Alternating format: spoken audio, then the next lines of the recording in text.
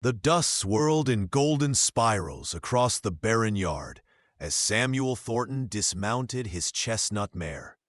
His weathered boots landed with a familiar thud on the hard-packed earth, sending small clouds rising around his spurs. At 48, the former Union cavalry officer carried himself with the straight-backed discipline of a man who'd survived Gettysburg and lived to tell about it. 15 years had passed since the war, but some habits never died. He adjusted the worn Colt Navy revolver at his hip, a companion that had saved his life more times than he cared to remember. The small town of Promise Creek, Montana Territory, had been his home for nearly a decade now, a place where most folks knew better than to ask a man about his past.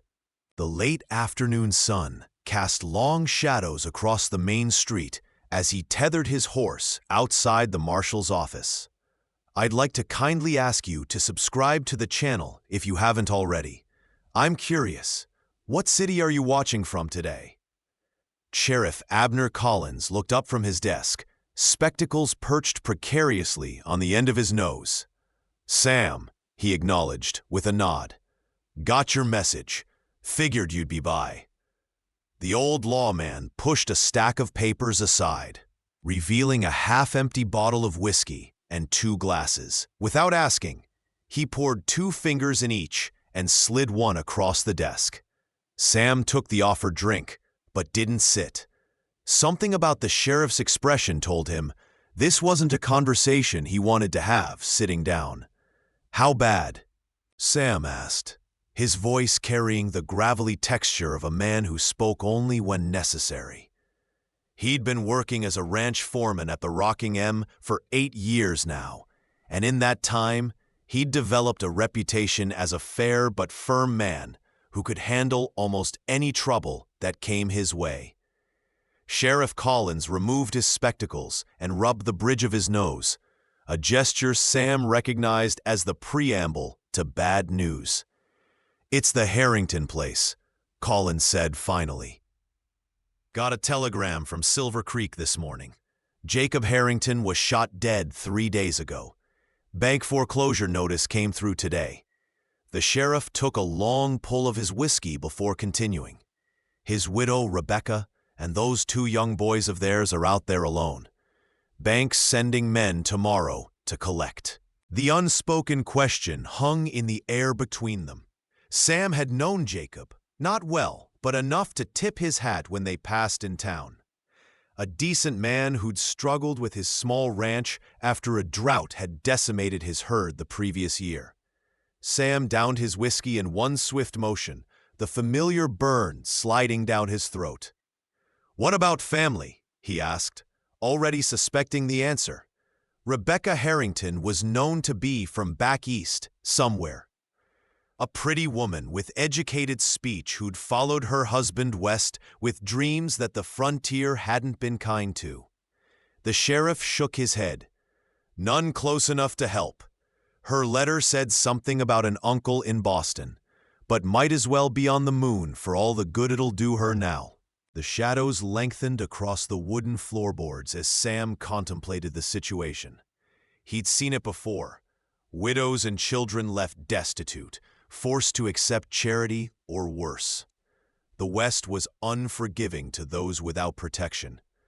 "The bank sending Pearson's men?" he asked, referring to the notorious enforcer who worked for the Territorial Bank. Collins nodded grimly. "Word is they're riding in from Copper Hill at first light. 4 of them." Sam's jaw tightened. Pearson's reputation for handling difficult evictions was well known, particularly when properties held strategic value, like the Harrington place with its reliable spring. Outside, the town bell struck 6, its hollow tone echoing down the dusty main street. Sam placed his empty glass on the desk with deliberation. "I'll ride out there tonight, see what can be done." The sheriff studied him for a long moment. "Those boys are 8 and 10, Sam. Too young to understand, old enough to remember." Sam nodded once, retrieving his hat from the hook by the door. Some debts could never be repaid, but that didn't stop a man from trying. The 17-mile ride to the Harrington homestead gave Sam plenty of time to think. The setting sun painted the mountains with shades of purple and gold as his mare maintained a steady pace along the winding trail. He thought about Rebecca Harrington, a woman he'd seen perhaps a dozen times in town, always with her boys in tow, her back straight, despite the visible strain of frontier life. The last time had been at the general store, 2 months ago. She'd been counting pennies for sugar, while her youngest gazed longingly at a peppermint stick. Without drawing attention, Sam had slipped the shopkeeper enough for the candy and moved on before she noticed.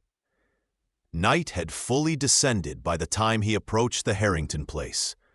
A single lantern burned in the window of the modest cabin, its light spilling out onto the small porch, where a rocking chair sat motionless.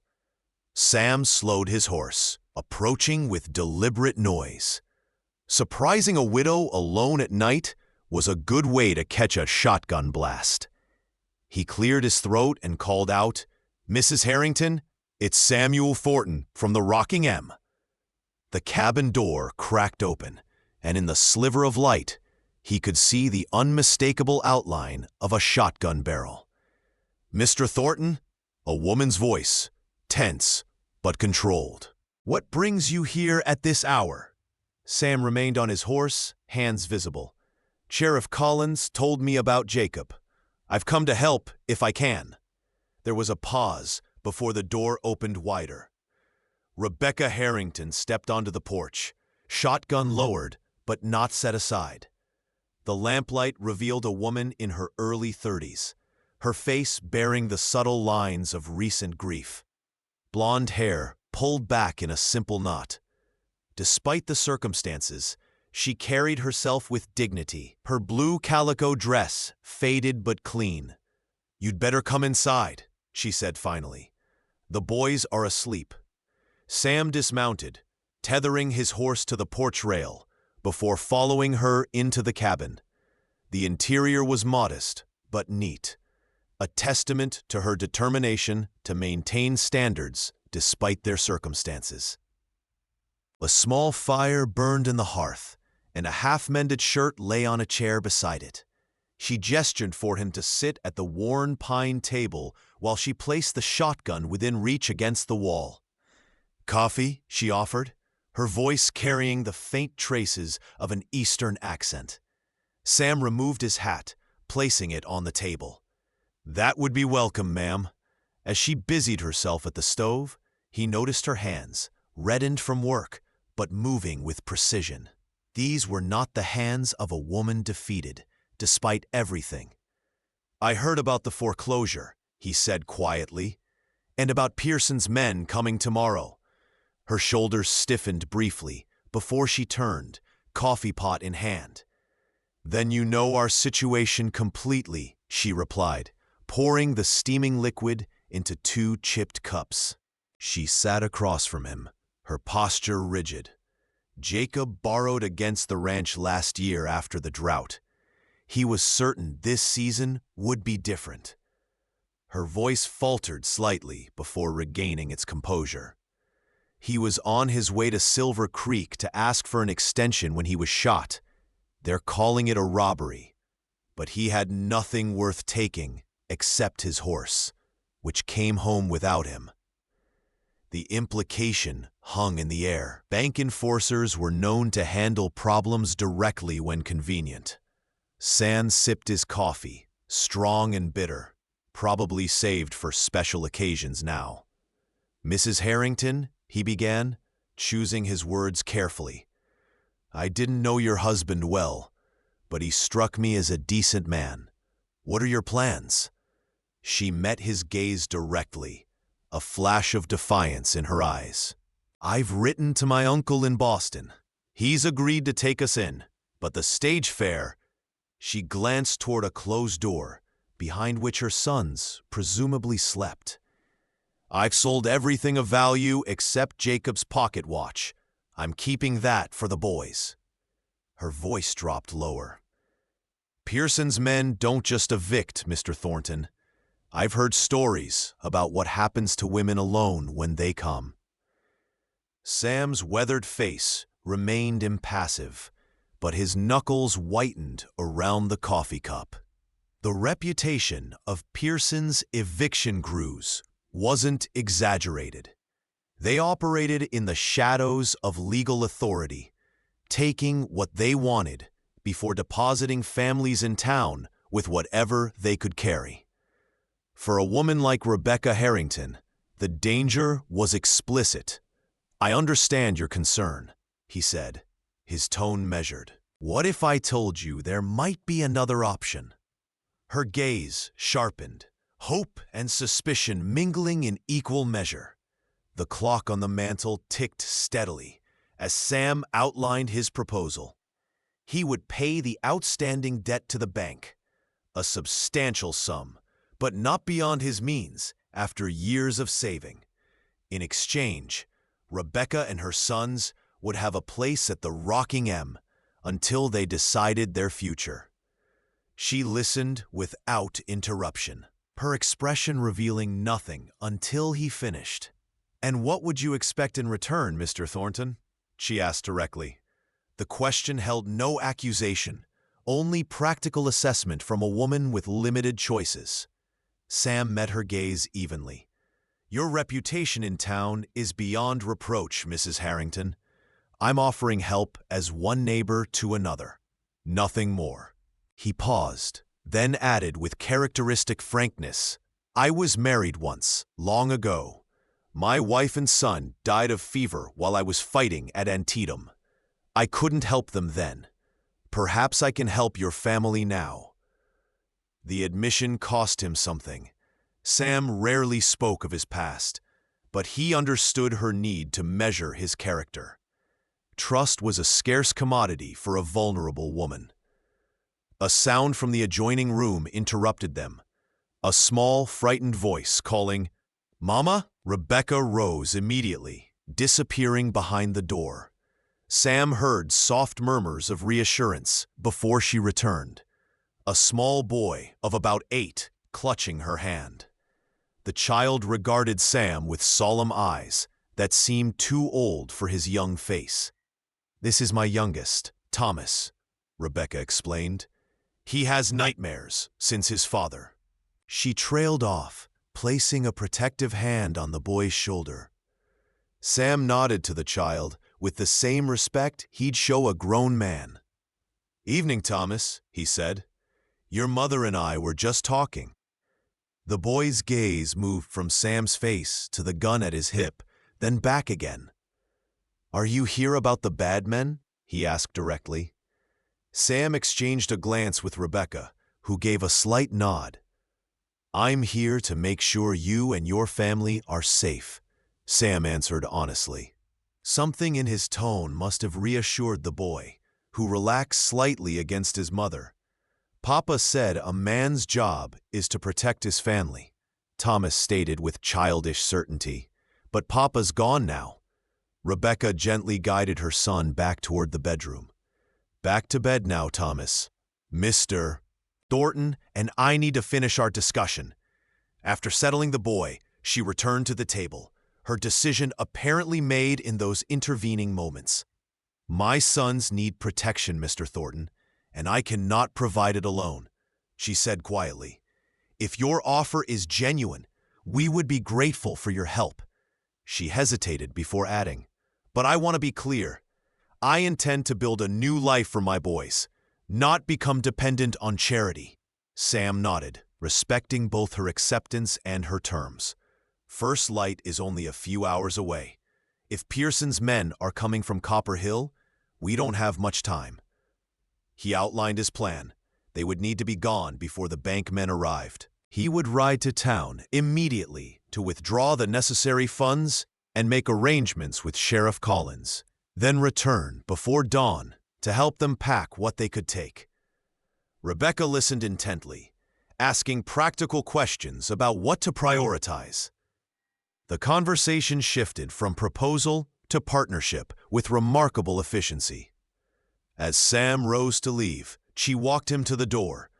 On the porch, she paused, looking up at the star-filled sky. "Jacob loved this land," she said softly. "He believed it would give our sons a future." Sam followed her gaze to the dark outline of mountains against the night sky.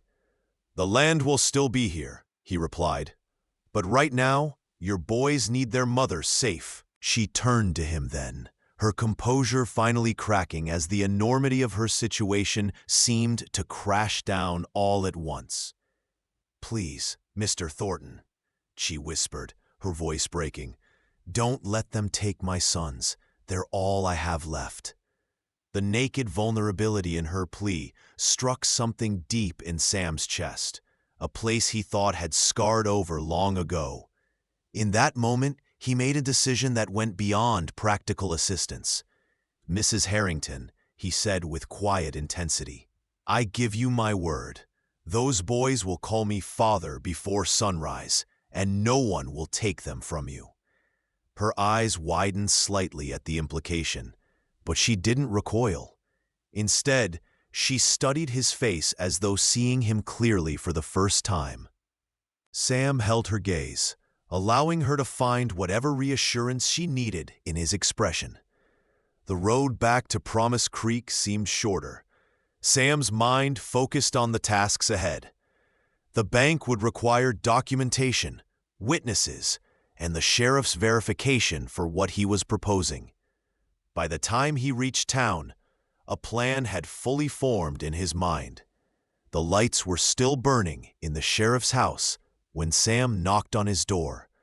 Collins answered in his nightshirt, surprised but quickly alert when he saw who it was. "You been to the Harrington place?" he stated rather than asked, ushering Sam inside. "I need a marriage certificate, Abner, tonight." Sam's directness caught the sheriff off guard. "The widow Harrington?" he asked, eyebrows rising. "A marriage of convenience," Sam clarified, "to protect her and her boys from Pearson's men and give them legal standing." Understanding dawned in the older man's eyes. A married woman couldn't be evicted while her husband settled accounts. Property would transfer legally through matrimony. It was a strategy as old as the frontier itself. Collins nodded slowly. "Judge Wilson owes me a favor. I can wake him now. But Sam, are you sure about this? It's a mighty responsibility, taking on a ready-made family." Sam's expression remained resolute. "I gave my word," he said simply. The sheriff studied him for a long moment before nodding. "Then let's not waste time." Within the hour, Judge Wilson, roused from his bed and remarkably understanding of the urgency, had signed the necessary documents. The town banker, similarly awakened, processed Sam's withdrawal with minimal complaint after the sheriff's explanation. By 3 in the morning, Sam was riding back toward the Harrington Ranch, legal papers secured inside his coat, a gold band, hastily purchased from the jeweler's widow, in his pocket. The eastern sky was just beginning to lighten when Sam returned to find Rebecca waiting on the porch, her sons and their meager belongings already packed and ready. She had changed into her best dress, faded but carefully maintained, and her hair was neatly arranged. The boys, sleepy but obedient, stood beside their small bundles, the older one, William, protective of his younger brother. Sam dismounted, taking in the scene with a sense of gravity appropriate to the moment. This was no small undertaking for any of them. "Mrs. Harrington," he said formally, approaching the porch, "I've brought the necessary papers and made arrangements in town." He produced the documents, explaining each one carefully. Rebecca listened with focused attention, asking pointed questions about the terms and implications. Her practical approach to their arrangement only increased Sam's respect for her. When he finally produced the ring, her composure faltered momentarily. "This makes it official in the eyes of the law," he explained, "and provides protection that cannot be challenged." Rebecca took the ring, examining it for a moment before meeting his gaze directly. "Mr. Thornton, Samuel," she began, her voice steady despite the extraordinary circumstances. "I want to be clear about what this means. This is a practical arrangement for mutual benefit. I don't expect—" Sam raised a hand to gently stop her. "Rebecca," he said, using her given name for the first time, "I understand the nature of our agreement. Your boys need protection, and you need time to rebuild. I'm offering both, with no expectations beyond mutual respect." She nodded, some tension visibly leaving her shoulders. "Then I accept your proposal with gratitude." Sam turned to the boys, who had been watching the exchange with solemn attention. He knelt to their level, meeting their gaze directly. "William, Thomas," he said, "I want you to understand something important. I'm not trying to replace your father. He will always be your pa. But if you'll allow it, I'd like to help your mother look after you." William, the elder at 10, regarded Sam with wary assessment. "Will we have to leave our home?" he asked. "For now, yes," Sam answered honestly. "But home isn't just a place. It's the people who care for you." He looked to Rebecca, who nodded encouragement. "Your mother is very brave, and so are you both. Sometimes being brave means making difficult changes." Thomas, less reserved than his brother, stepped forward. "Will you teach me to ride a proper horse? Papa was going to when I turned 10. The simple, boyish request amidst such significant change brought a rare smile to Sam's weathered face. "Yes, Thomas, I'd be honored to teach you both." The simple ceremony took place there on the porch, with the boys as witnesses.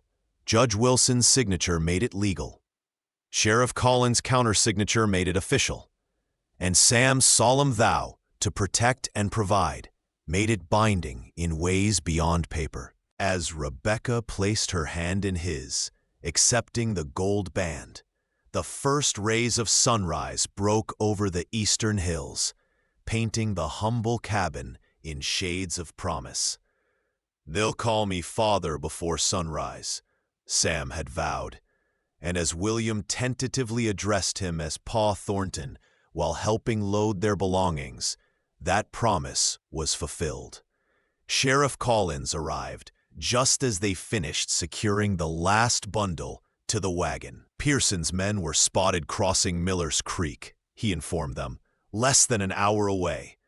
Sam nodded, helping Rebecca into the wagon before turning to the sheriff. "Give them this," he said, handing over an envelope containing bank drafts and legal notification of the debt settlement. "Make sure they understand that the property now belongs to Mrs. Rebecca Thornton by right of marriage." The sheriff took the envelope with a knowing smile. "I'll explain it real careful-like," he promised. As they prepared to leave, Rebecca cast one last look at the cabin, the home she had shared with Jacob, where her sons had taken their first steps. Sam recognized the mixture of grief and resolution in her expression. "We can come back someday, if you wish," he offered quietly. She turned to him, surprise evident in her features, before she shook her head. "No," she said with unexpected firmness. "Jacob is gone, but we're still here. Forward is the only direction that matters now." Her words carried the weight of a woman who had made her peace with necessity. The journey to the Rocking M took most of the morning. The boys, initially subdued, gradually grew animated as Sam pointed out landmarks and shared stories of the area. By the time they crested the final hill overlooking the ranch, Thomas was seated beside Sam on the wagon bench, asking questions about the horses in the corral below. Rebecca sat on his other side, her posture straight, but less rigid than before. The ranch hands, forewarned by Sam's message to the foreman, had prepared the old foreman's cabin for their arrival. As they pulled up to the cabin, Sam noticed Rebecca's surprise at the welcoming touches. Curtains hung in the windows, a small bunch of wildflowers on the table visible through the open door.